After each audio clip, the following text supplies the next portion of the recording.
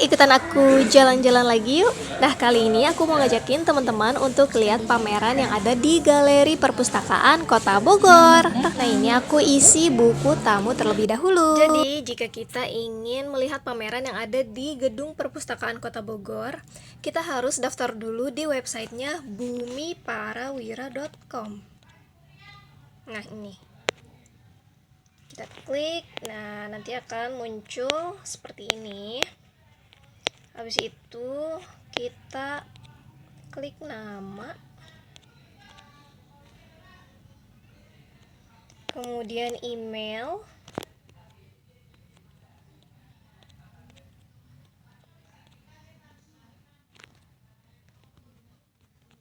habis itu hari kunjungan, bisa hari ini, besok, atau lainnya. Tinggal kita pilih mau tanggal berapa.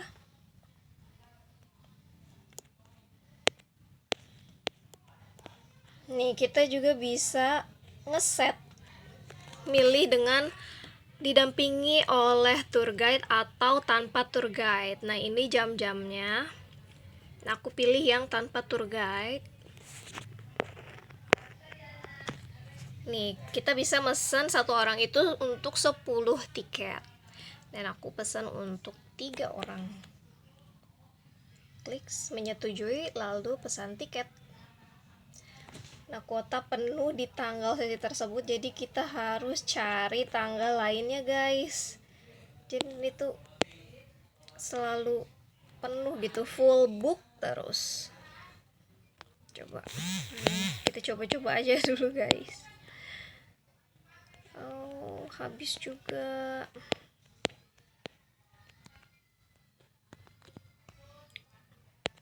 Tanggal segini.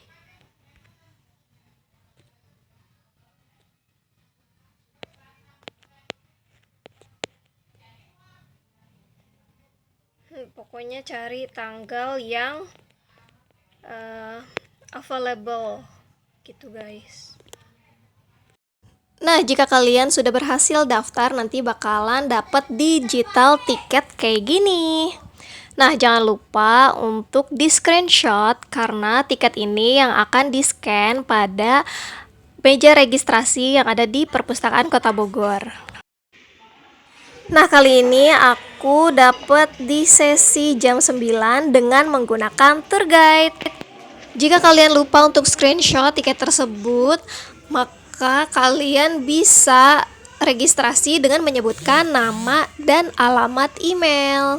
Nah, nanti bakalan dibantu oleh petugas yang ada di sana, guys.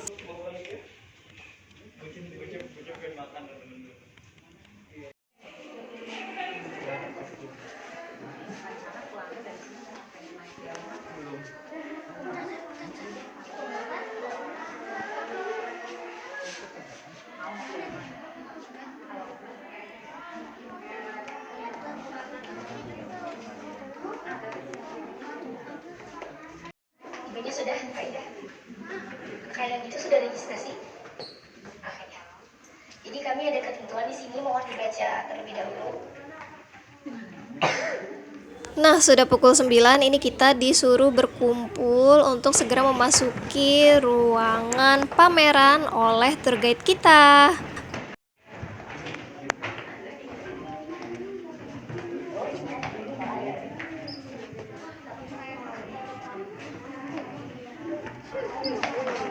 Baik, selamat pagi. Perkenalkan, saya Ina, guide yang akan memandu Anda berkeliling di Bumi Parawira.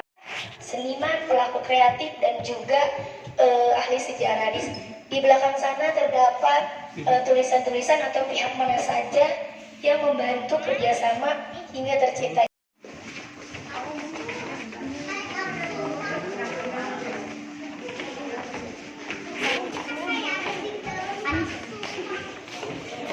Ada di masa lalu, bukan ada di 2024.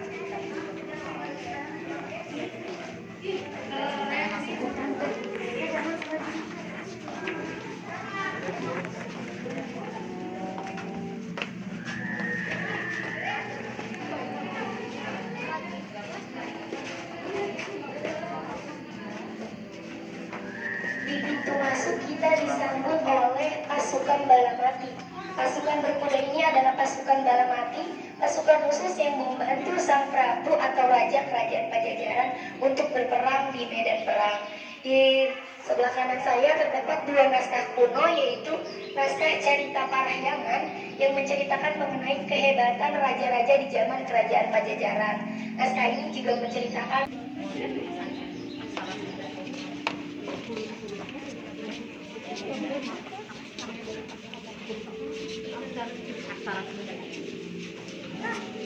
pada zaman dahulu, Kerajaan Pajajaran terdapat dua kerajaan. Sebelah sana jika ada keterangannya, itu ada dua kerajaan, Kerajaan Sunda dan Kerajaan Galuh.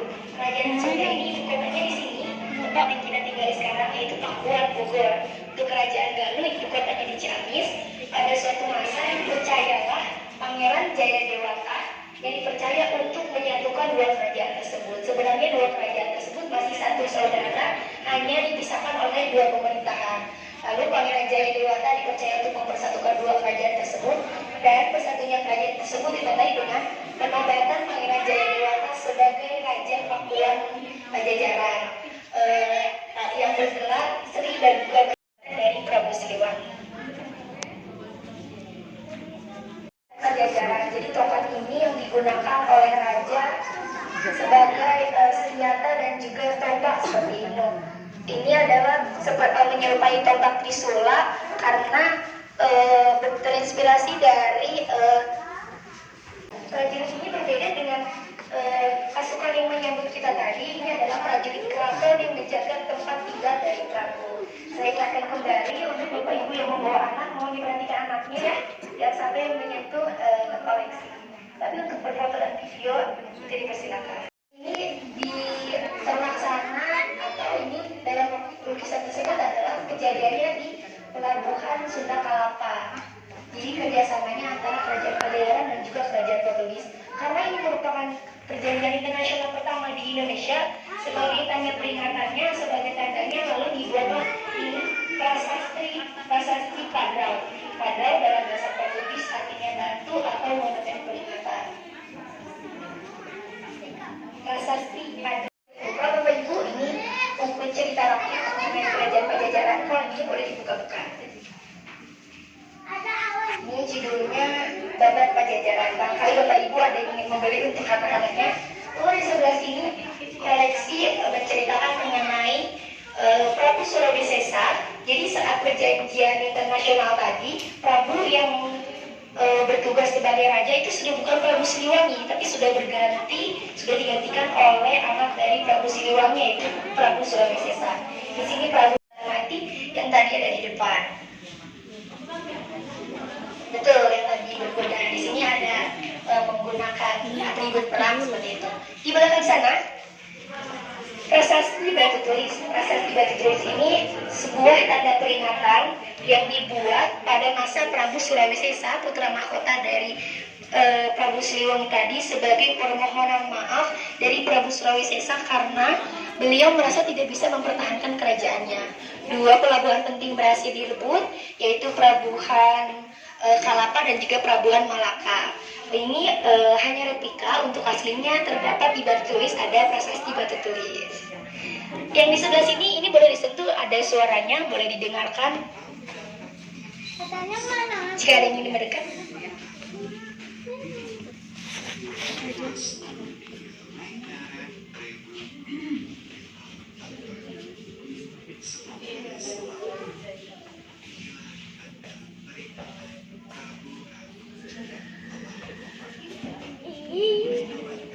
Yang menceritakan mengenai kejadian Kerajaan Pajajaran mengalami kemunduran, yaitu pada masa raja terakhirnya, yaitu Prabu Ragamulya. Kerajaan Pajajaran mengalami kemunduran karena banyak hal, salah satunya yaitu karena adanya serangan dari Kerajaan Demak. Kerajaan Pajajaran mengalami kemunduran atau kehancuran juga karena raja-raja setelah Prabu Surawi Sesa tadi dinilai tidak menerapkan nilai-nilai luhur yang ada di dalam naskah tadi. Di sini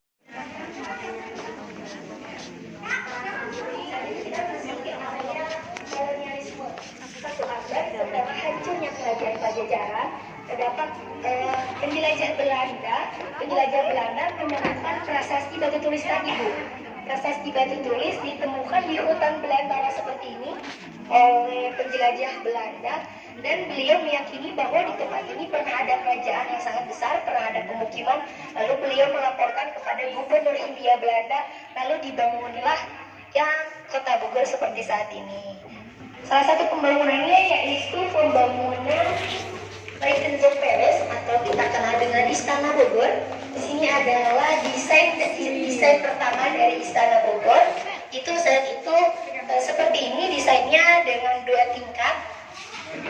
Pada awalnya Istana Bogor dibuat sebagai tempat peristirahatan gubernur. Betunjok artinya nyaman, tentram, damai seperti itu. Daerah Belanda. Tapi Istana Bogor yang kita kenal sekarang bukan seperti ini ya Bu ya. Lalu direnovasi hingga menjadi Istana Bogor yang kita kenal sekarang. Di belakang sana salah satu hal yang sangat kita kenal juga yaitu pembangunan jalan Pos Dendels. Jadi Gubernur Dendels ingin membuat jalan sepanjang 1000 km dari barat ke timur Pulau Jawa. Kalau kita kenal sekarang ada Surya Kencana Ibu. Nah, Surya Kencana ini bagian dari jalan Pos Dendels ini. Ini adalah awal mula dari sistem tanam paksa. Pada awalnya gubernur tidak ingin sistem tanam paksa, ada dananya disediakan, tetapi karena terjadi banyak korupsi, lalu dana tersebut tidak sampai kepada pekerja, dan hal ini menginspirasi gubernur lainnya untuk melakukan sistem tanam paksa. Yang tinggal dan wafat di kota Bogor adalah Raden Saleh. Waktu itu ada filmnya kayak, ada yang menonton film Mencuri Raden Saleh itu ceritanya agak fiktif tapi lukisannya kurang lebih seperti itu. Jadi Raden Saleh adalah tokoh nasional yang tinggal di Bogor itu. Wafatnya juga di Bogor. Koleksi selanjutnya yaitu menceritakan mengenai penangkapan Raden Saleh. Galeri ini merupakan galeri pertama yang membuat lukisan dari penangkapan Raden Saleh. Jadi lukisan ini tidak akan ditemukan di museum manapun. Ini tempat pertama galeri ini yang membuat lukisan dari penangkapan Raden Saleh. Raden Saleh yang ditangkap oleh BOC karena dianggap sebagai dalang dari pemberontakan petani di Bekasi. Tapi beliau tidak terlibat dalam pemberontakan tersebut. Untuk menghargai keberagaman agama di Kota Bogor, galeri menampilkan lukisan tokoh dari berbagai agama yang hidup rukun, aman, seperti itu ya. Ini terdapat tokoh dari beberapa agama. Betul. Di belakang sana ada Wittgenstrasse, yaitu asal mula pemisahan dari pemukiman warga-warga Kota Bogor, yaitu ada pemukiman Eropa, pemukiman Cina, pemukiman Nepal. Jadi kenapa bisa di Surya Kencana yang seperti kita kenal sekarang itu di situ banyak bangunan-bangunan Tionghoa, lalu di Empang banyak warga-warga Arab. Itu awal mulanya karena kebijakan ini.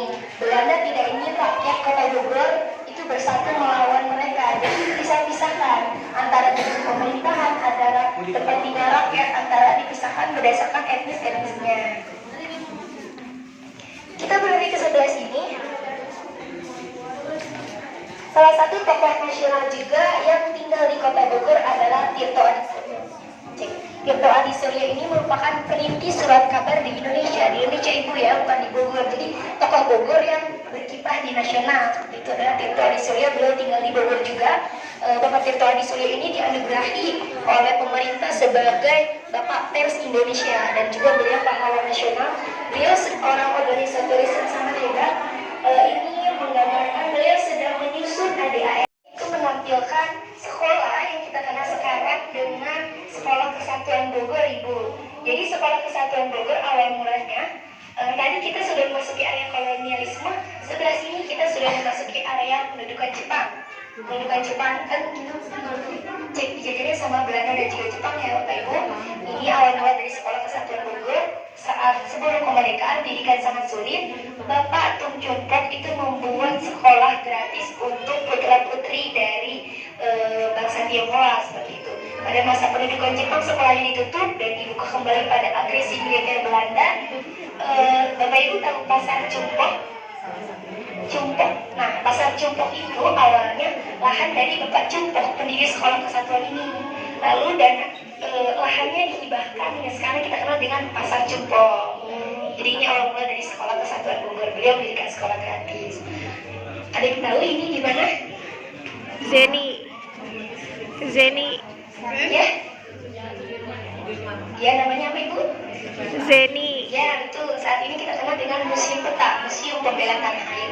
Pada masa pendudukan Jepang membuat seperti camp militer untuk melatih tokoh-tokoh Indonesia untuk berlatih militer seperti itu. Salah satunya ada Bapak Soeharto, Bapak Jenderal Sudirman, Bapak Ahmad Yamin di tempat kemiliterannya di sini oleh Jepang. Nanti ilmu-ilmu yang didapatkan di sini digunakan juga oleh tokoh-tokoh kita untuk melawan pendudukan Jepang seperti itu. Jadi beliau ditempa kemiliterannya dan juga kepemimpinannya di camp militer ini yang kita kenal sekarang dengan Museum Peta. Kalau ini semuanya tahu ya? Ini siapa Bu? Betul, ini Bapak Soekarno Betul, ini di Sempur. Nah, ciri khas sekali ya. Betul, ini jembatan Sempur, ini lapangan Sempur. Saat ini Bapak Soekarno di dalam koleksi ini belum menjadi presiden karena sebelum merdeka. Bapak Soekarno ditunjuk oleh pemerintahan Jepang untuk berpidato di depan 20.000 rakyat Indonesia. Di situ juga masih ada bendera Jepang. Jepang ingin rakyat Indonesia itu mendukung Jepang dalam kemenangan Perang Asia Pasifik. Di sini Bapak Soekarno berpidato di lapangan Sempur. Dan di sini berakhirlah masuknya area diskusi. Barangkali Bapak Ibu capek dari tadi mendengarkan cerita-cerita dari saya. Boleh duduk terlebih dahulu di sini ada banyak bangku. Ini ada rusak, tidak boleh disentuh dan juga tidak boleh dinaiki. Tapi kalau saja boleh. Boleh istirahat terus. Perhatikan ya Bapak Ibu. Belajar bahasa Iya. Masuki tadi kan kolonialisme sudah berakhir, ini adalah masa periode revolusi dan juga orde lama. Saat itu kemerdekaan diumumkan melalui radio dan juga semangat kemerdekaan ini ditimbulkan dengan menempelkan poster-poster seperti itu ya, karena kan internet belum secanggih sekarang. Sebelah sini ada radio. Radio ini radio asli. Saat itu kemerdekaan sampai ke Bogor salah satunya dan juga seluruh penjuru Indonesia itu dengan melalui radio. Ini radio asli Ibu yang dua ini. Lalu bagaimana kondisinya di Bogor saat kemerdekaan? Setelah diumumkan kemerdekaan, pemuda-pemuda Bogor berkumpul dan mereka nekat sekali untuk mengganti bendera Jepang menjadi bendera merah putih karena sudah diumumkan kemerdekaan. Di sini digambarkan pemuda-pemuda Bogor yang sangat nekat. Ada tentara Jepang juga di sini ya Bapak Ibu ya. Ini lokasinya di Karesidenan Bogor atau kita kenal dengan Bakorwil. Bakorwil sebelah kejaksaan ini. Iya betul di sebelah situ. Ya di DCC sebelahnya DCC. Bapak Ibu ada yang tahu ini perpustakaan nama jalannya apa? Betul, kenapa dinamakan Kapten Muslihat? Karena setelah kemerdekaan masih ada usaha-usaha dari tentara Inggris untuk merebut Indonesia khususnya Bogor.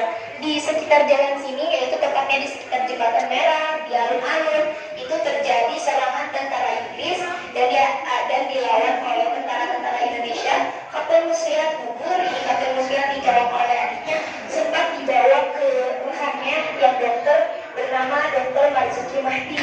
Sekarang ada nama rumah sakitnya ya. Betul, itu adalah nama dokter. Tapi Kapten Muslihat tidak berhasil diselamatkan dan beliau gugur sebagai pahlawan. Untuk menghargai jasanya, dibuatlah jalan ini menjadi Jalan Kapten Muslihat dan dibuat juga bukunya. Waktu itu di Taman Bakunya Bu ya. Pada tahun 2022 dipindahkan ke dekat Jembatan Merah. Tuh, kita lihat di yang di situ. Ini adalah koleksi menunjukkan bahwa Indonesia berkumpul dengan negara-negara Asia Afrika untuk merencanakan konferensi tersebut. Lalu terjadilah namanya Konferensi Bogor. Konferensi Bogor ini merupakan awal mula dari konferensi. Lalu sebelah sini ada Bapak Soekarno sedang beristirahat di Istana Bogor dan didatangi oleh perwira-perwira. Beliau mengadakan pertemuannya dikenal sampai sekarang yaitu pertemuan 11 Maret. Dan di sini berakhirlah masa Orde Lama. Tadi kan kita masuk ke Orde Lama ya.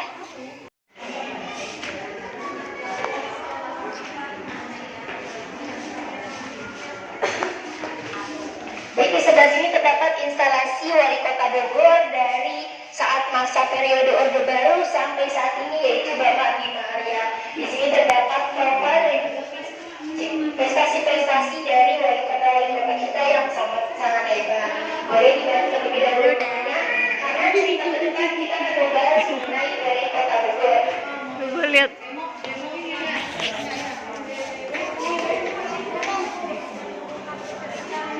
Kalau ini sudah tidak asing lagi ya Bu ya.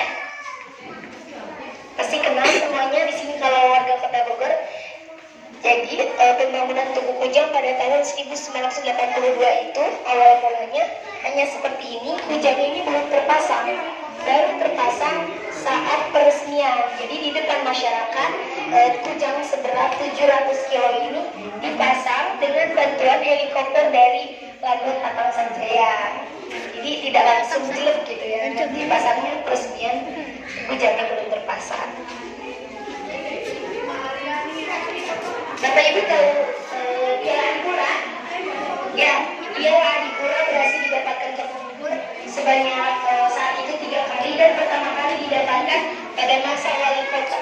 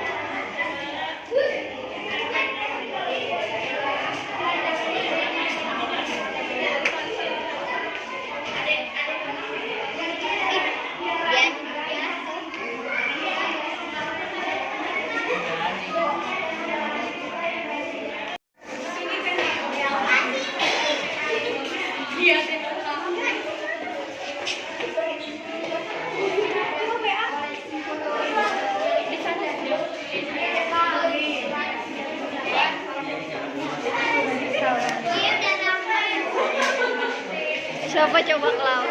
Oh, Syekh. Syekh. Tulisannya baca.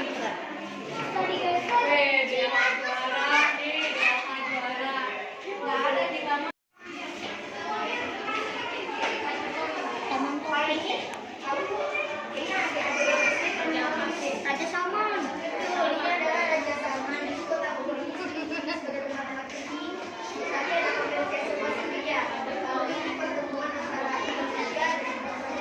Oh, lebar kayak gini.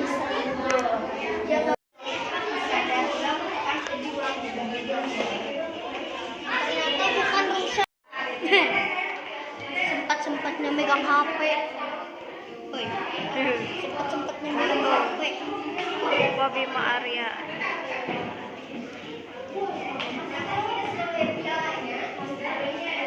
Presiden itu kan boleh memilih istananya di mana ya Bu ya. Seperti Bapak Soekarno memilih istananya di Istana Bogor, Bapak Jokowi juga memilih Bogor sebagai istananya. Ibu ada yang tahu kenapa di sini gambarnya kambing atau domba bukan rusak? Kenapa Bu? Idul Adha. Oh, Idul Adha katanya bukan. Bapak Jokowi. Betul, Ibu. Di mana Bu dipeliharanya?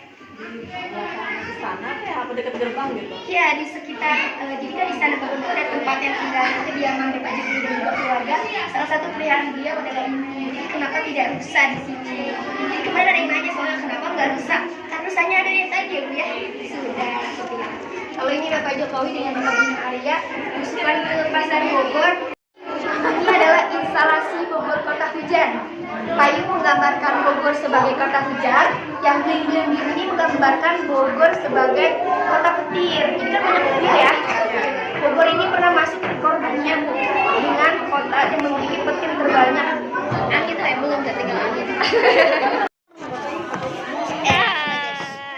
Ibu-ibu dan juga adik-adik, kalau kesini hati-hati. Tahu nggak kenapa kita kesini? Cuma mendengar, tapi kalau di sini pokoknya harus hati-hati. Corona. Ada Karena corona. ini adalah Masker. COVID. Ih, takutnya. Di sini harus hati-hati karena adanya virus Jalan sendiri. Jadi instalasi ini menceritakan bagaimana Kota Bogor, waktu itu kan Kota Bogor bahkan dunia itu ya terserang pandemi COVID pada tahun 2020 dan juga 2021. Alhamdulillah kita sudah berhasil melewati itu dan ini sebagai Tadi. Benar. Sana ada videonya, barangkali ada ibu di sana. Corona. Lihat gini. Ada lagi gini. Ada tulisan. Kita masuk ke spot terakhir. Halo, yang banyak syariat kan? Kita buat udah 11 minggu kan? Oh, ini mah rumah yang ya. Iya.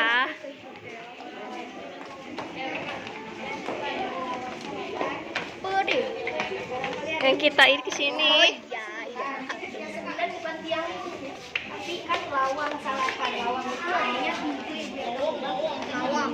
itu yang bukan tiangnya. Karena kalau itu Ntar SpongeBob Ambon itu. Trisula.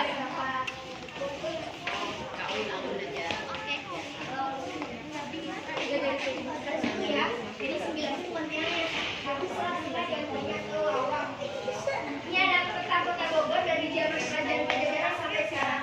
Jadi saat zaman Kerajaan Pajajaran kita sudah Nah, itu dia tadi pamerannya. Seru banget kan? Banyak banget untuk tempat spot foto gitu yang estetik.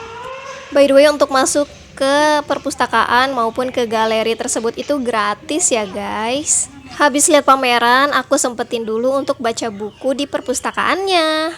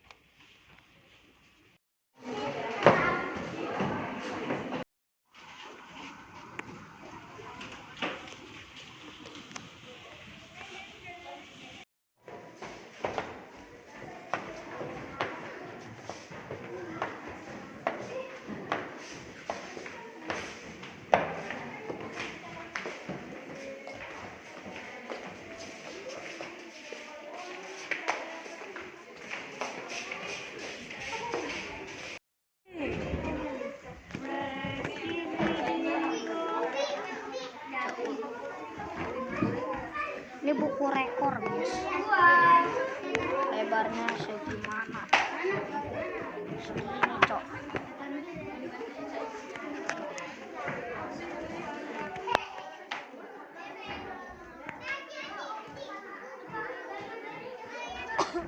Woi. So, itu dia video aku hari ini. Thank you for watching guys. See you in my next video. Bye bye.